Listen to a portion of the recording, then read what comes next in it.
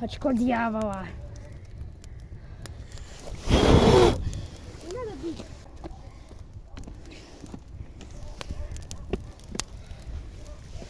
Идеальная просто чилзона появилась. Палку закинула, она разгорится хорошо. Все закидывай, быстрее.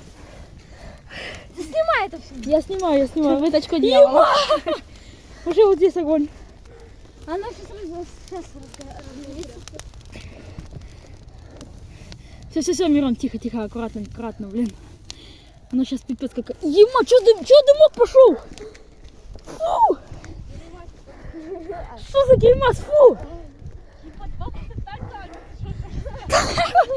Она сейчас обосрется, потому что мы тут всю гору подожгли. Фу.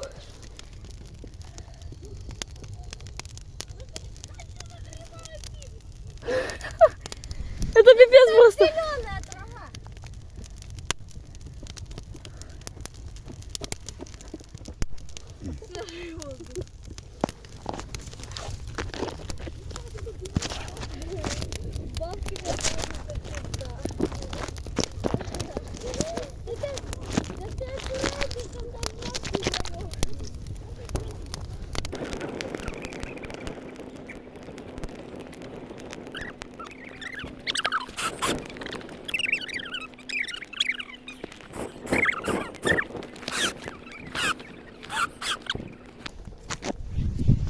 Короче, это лютое очко дьявола.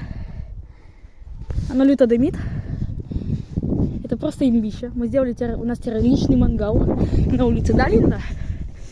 Кумардок. Это гумардок. Это кумардок. Гримаздок. Ладно, будем теперь кайфовать возле этого мангальчика.